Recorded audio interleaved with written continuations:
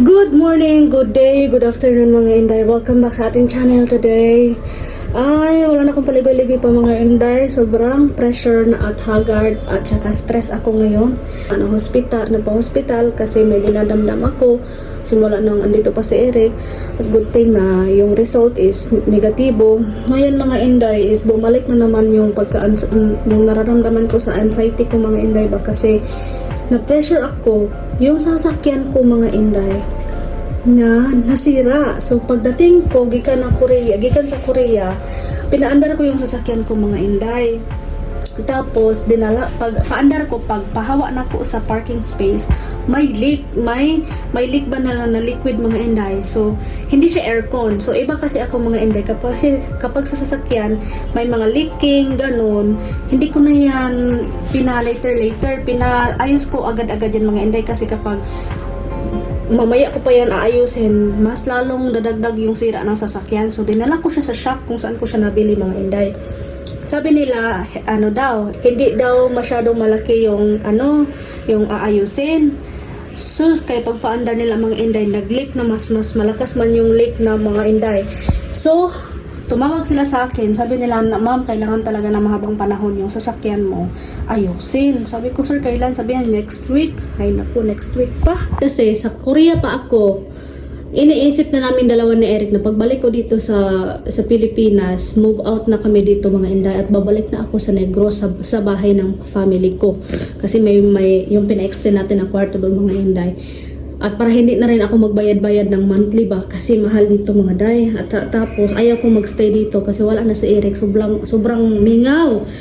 Ako lang mag-isa dito mga Inday kaya kailangan ko nang umuwi sa Negros. So, set na yung utak ko mga Day. Eto, pagdating ko dito, nasira yung sasakyan. Pinaayos ko. Tapos, days lang yung pagitan mga Inday. Mag-check out na ako dito. Tapos, sabi ng mekaniko sa akin na, ma'am, kailangan talagang tanggalin yung engine mo kasi head gasket ang problema. So, sabi ko, sir, kailan makukuha? So, dapat at the end of the month mga Inday, wala na ako dito. Sabi niya sa next week pa. Sabi ko, sir, patay na ako dyan, sir. Naka-check out na ako doon sa condo na nirentahan namin. Tapos wala na akong ibang mastihan. Tapos yung okay lang mga Inday kasi kapag andito pa ako, makatulog man ako sa ibang hotel, sa kaibigan ko, makatulog ako. Ang problema mga Inday kasi yung mga gamit ko, ang dami-dami kong gamit dito mga Inday, wala akong malagyan. Wala akong malagyan mga Inday, tapos hindi man pwede na ilagay yung mga gamit ko sa basement kasi yung mga guarda, hindi daw pwedeng lagyan ng mga gamit doon sa basement, only sa sakyanan lang talaga, sasakyan, motor, ganun. Hala, na pressure na talaga ako mga Inday kasi kailangan ko nang umalis dito before the end of the month kasi may naka-check-in na dito, nag-una na nagbayad. So na pressure talaga ako, saan man ako ni oy. So yung mekaniko talaga mga Inday, sinabi ko talaga na, sir, please unahin niyo yung sasakyan ko kasi pamamatay talaga ako, hindi ko na alam kung anong gagawin ko sa gamit ko. So thankful kasi tinawagan ako ng mekaniko kanina, sabi niya, ma'am, pull out na, okay na. Diyos ko mga Inday, ako naman nag-iisip kung paano ko ilalagay yung mga gamit ko sa sasakyan kasi sobrang gamit. Sobrang, hindi ko alam mga Inday, yung nabili namin ni Eric dito, TV, lamesa, upuan, tapos yung mga bagahe, ang dami namin gamit mga Inday. Sabi ko, kaya ko man siguro to, pero hindi talaga bilis-bilis, ang sobrang bibigat ng mga bagahe. Sabi ni Eric na, I wish na ginawa muna namin yun bago siya umalis, pero sobrang tagal pa oy. Sabi ko, okay lang dong, okay lang ako dito dong, hinahinaan ko na lang. Pero buti na lang mga Inday kasi iniwan ko yung motor ko dito doon sa simbahan, sa sinisimbahan ko noon sa Seventh-day Adventist. Tapos mga close friend ko na sila mga Inday. Pag bilin ko ng motor ko doon, pag iiwan ko yung motor ko, sabi nila, pwede ka naming tulungan. So yun mga Inday, tatlong brother in Christ tumulong sa akin na magkuha ng mga gamit dito. Nakikita nyo sa video mga Inday na sobra yung gamit dito. Sabi ko, 4 months lang kami nakastay dito this time, pero ganyan nakadami yung gamit. Sa susunod na ako, magdala na lang ako ng talaga, damit ko lang. Hindi na ako magdala-dala ng marami pa mga gamit mga Inday kasi, ang hassle. Ang nahahasulan dyan ko mga Inday, oy. Kapay kaayo, pressure kaayo. Bukas mga Inday, aalis na talaga ako dito.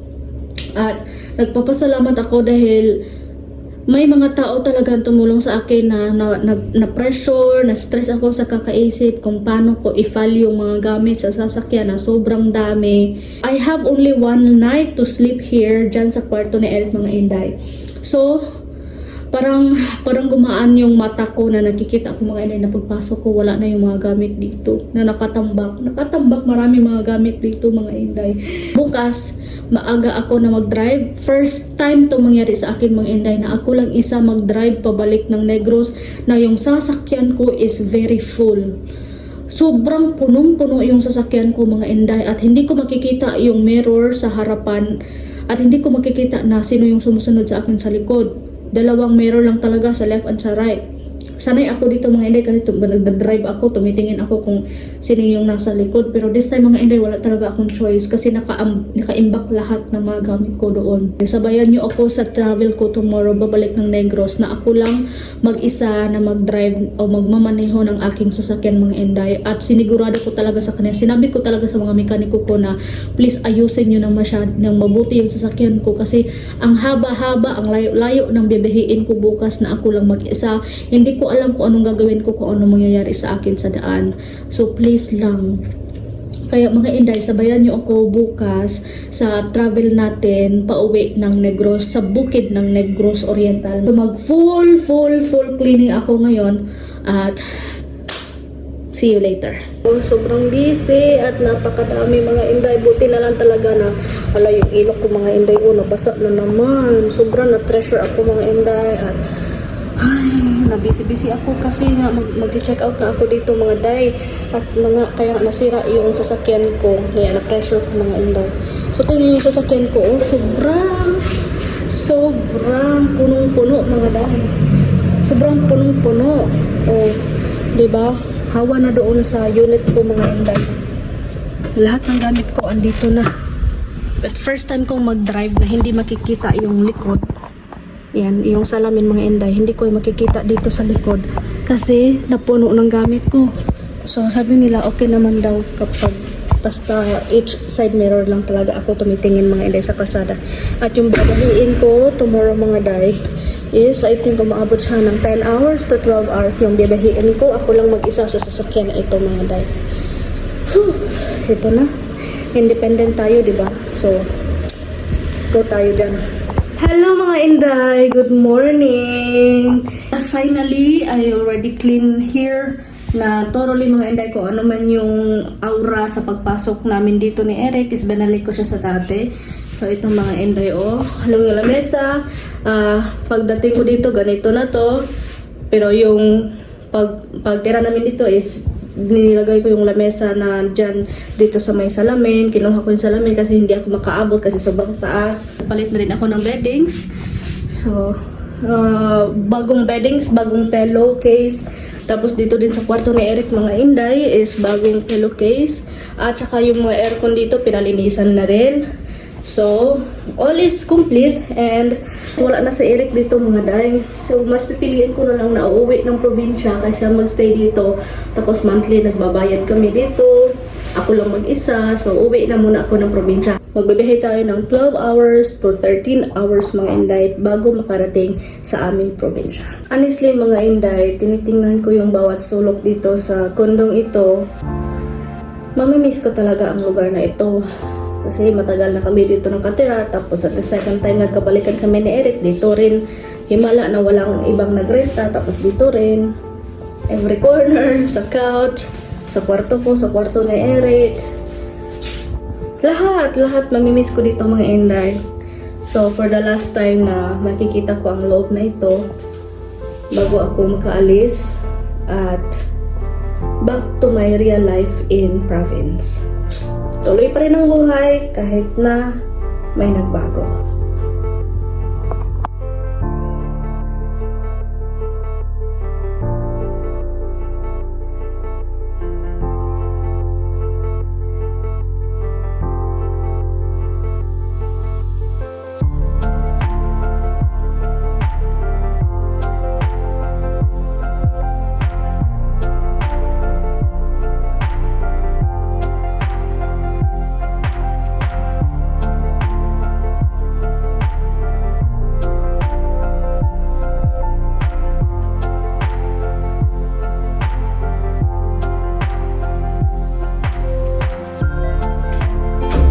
Ito na yung sasakyan ko mga inday.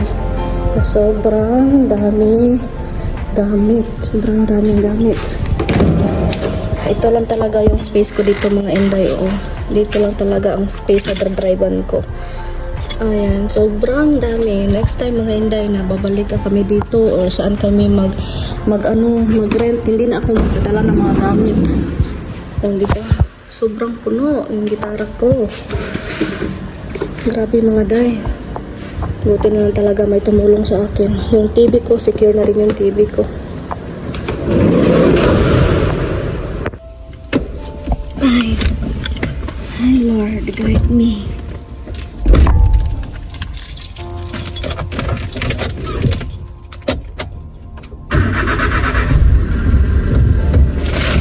Na-check ko na yung engine nito mga inday. Na-check ko na din yung oil dito. Na-check ko na din yung coolant ko dito. And magpapagas na lang muna ako. Kahapon napacheck ko na rin yung air ng gulong ko mga inday. Tingnan nyo mga day, hindi ko talaga makikita sa likod. Yung ano ko mga day, pinasitbit ko na lang para hindi mahulog ba. Ay naku Lord. First time mga inday. So gabayan tayo ng Panginoon sa mahabang biyahe kong ito. At sana mga inday, andyan din kayo na magsabaybay sa trip kong ito patungo sa aking probinsya na safety tayo na makarating. Sobrang layo mga inday. Sobrang layo ng bibihiin ko ngayon. And full yung sasakyan. And pray muna tayo mga inday bago tayo simulan ang pagmamaneho ko.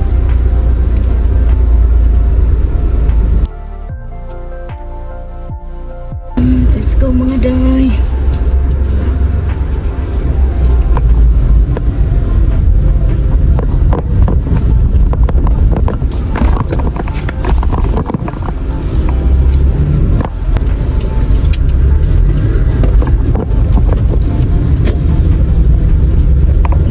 Nasanay talaga ako mga inday na tumingin dito sa salamin sa likod. Pero maganon ko mga inday, wala akong makita.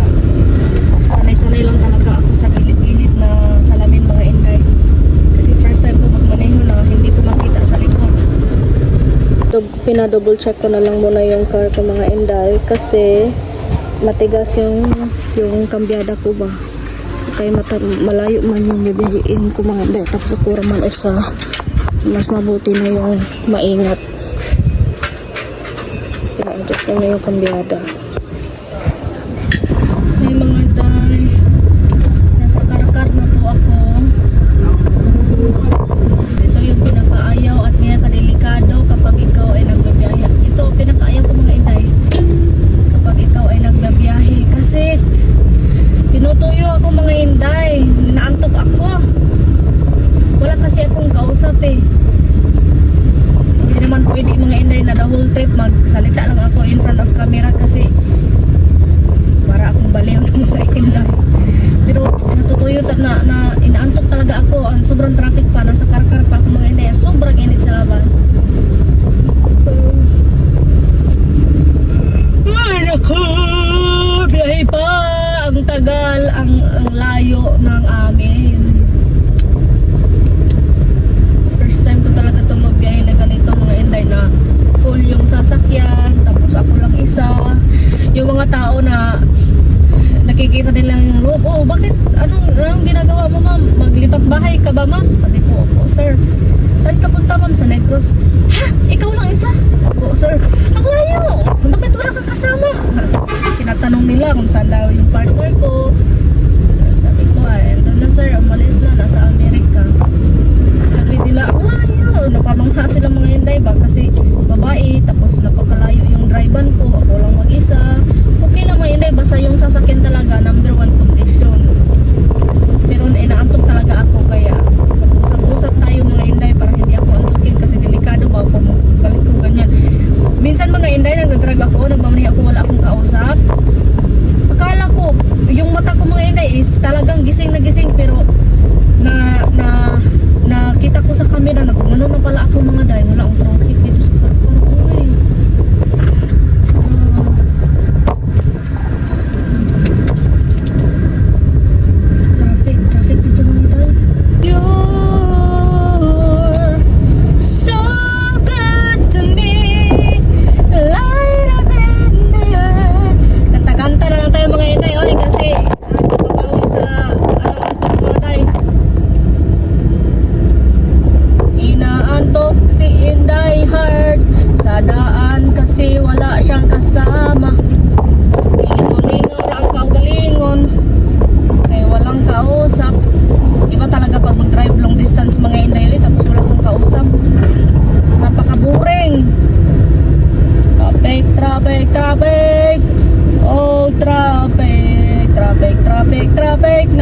alikabok. Sinjaan nyo na mga inday ha. Ay, para mawala yung antok ko mga inday, kain muna tayo ng saging. Kain tayo saging.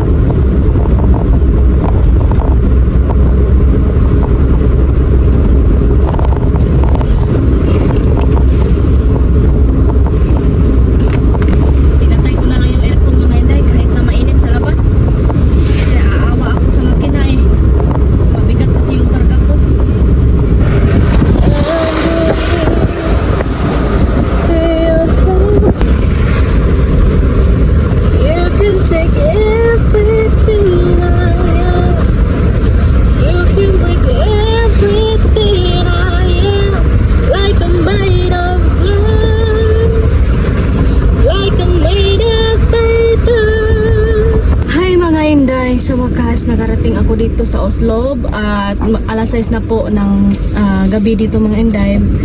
Medyo may ilaw pa sa labas pero alas 6 na po at hindi na po ako diretso patungong barge papunta talaga ng Negros Island kasi ayaw kong magbiyahe ng gabi mga day. So huminto muna ako dito sa Oslob. Kung sino man yung nakikita ng previous video ko na nag-tent ako dito, nag-camping ako sa tabing dagat na mag-isa lang mga inday at walang ibang tao.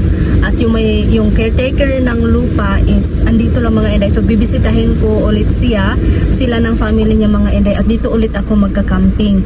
So papalipas ng gabi for my safety sa daan mga inday. At saka dito safety naman ako dahil kahit walang ibang tao sa dagat mga inday, may caretaker naman na isang bahay lang sa caretaker mga inday na andito. So magka-camping ulit ako mamaya mga inday at hinumad ko yung damit ko sa ilalim mga inday kasi hindi ako nag-aircon para mabilis yung takbo ko. So napakainit sa labas mga day. So nagpaparelax-relax muna ako at yung mga camping na gamit ko andun na mga inday, nalabas ko na. And yung foam ko, camping chair at saka may lutuan na din dyan mga inday. Doon ako pupunta sa baba ng tulay. Diyan ako magka-camping mga inday kasi sa baba ng tulay may daan dyan papunta ng dagat. So doon ako sa tabing dagat mag-camping mamaya mga day. Oh mga inday oh. Uy, may napakan pa ako. Umang mga day. Makakain ba yan? Ay, hindi. Dami pa nila mga day. Oh, mga malalaki. Nakikita ko to sa YouTube mga inday. Inuulam nila ito. Iniluluto. Wala. Kalalaki ng mga umang. Ang dami. Kalalaki. Masakit ba ito eh. Uy, kalalaki nila dito mga inday. Di apa, sobrang laki. Sobrang laki. Niluluto ba nila ito? Aton. Ala, maraming umang. Ala, maraming umang dito mga day. Ito pa, ang laki. Ang laki. Ala, kalaki. Uy. Dito pa rin, Sus, ang dami. Ala. Uda pa. Ala, andito pa na. Marami. Ayun. Yung sasakyan ko mga inday andun sa taas. Magkukuha ako ng foam ko. Kuha ako ng foam ko mga inday kasi mag-ready ako sa tulugan ko. Magte-tent lang at tayo mga day. Daming umakto. Akala ko ba mga ahas. Dito ako mag-set up ng tent natin. At nilagyan na ako ni Aki Ami ng ilaw. At ito mga inday, walang ilaw dito. Diyan, dagat na po yan. Doon may nagkukuha ng isda. Tapos yun yung Sumilon Island at doon yung whale watching. So bukas, makikita natin yung sunrise bukas dito na park. Nalagyan na din ako ni Ate Ami ng lamesa, yung pingwit ko. Yung iba kong gamit andun pa rin sa taas. So, magsiset up muna kami ni Ate Ami ng tent. Hala si Ate Ami!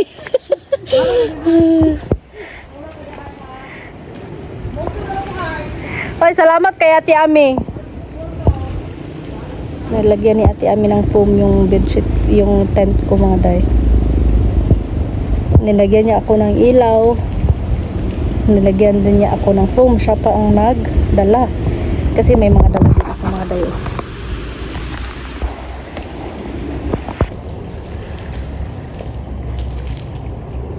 Oy, Ate Ami! Ako ra, ayaw nagtanaw! Walay ka ka.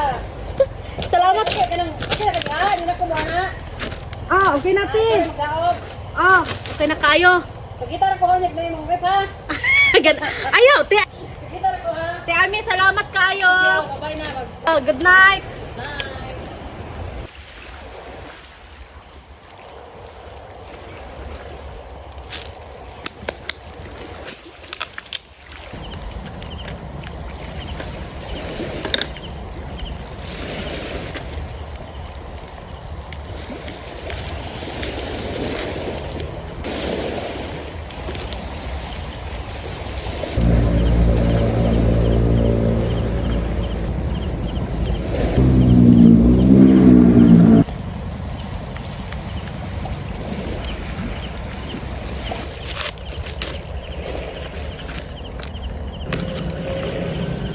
Ito na yung setup natin ngayong gabi mga Randay.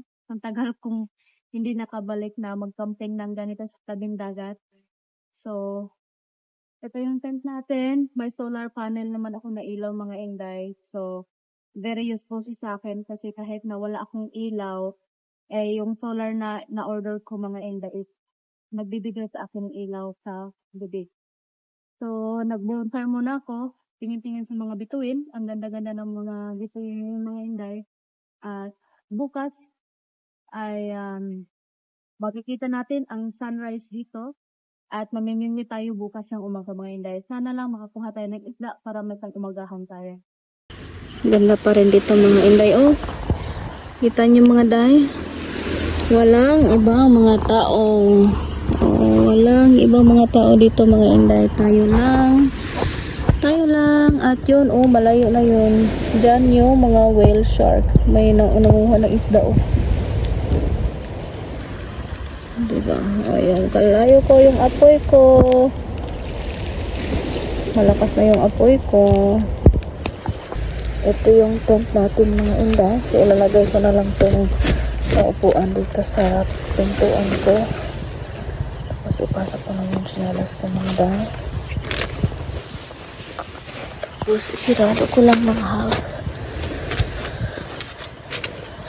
So, nilagay ko muna yung mga importante ng gamit ko mga Inday sa plastic. Baka umulan, makatakbo ako. So, isirado ko lang ng half para makapasok yung hangin. Tapos isirado ko yung net para yung lamok hindi makapasok.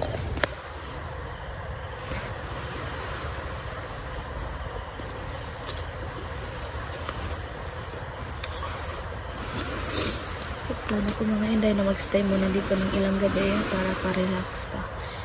Natutulog muna ako mga Inday kasi alas 10 na. Mapagod ako sa kakadrive kanina.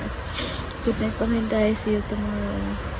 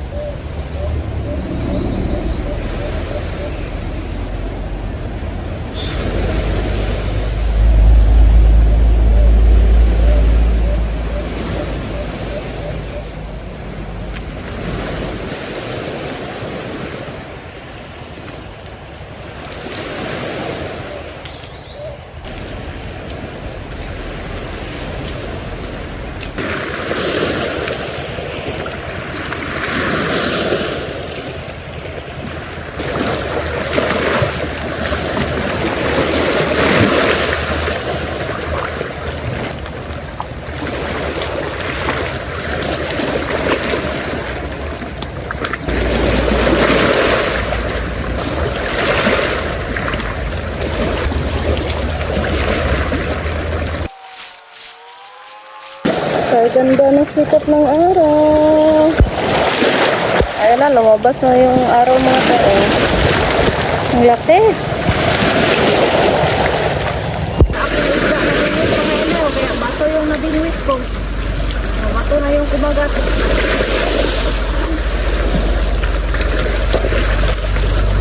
Bato na ang kumagat mga dayo.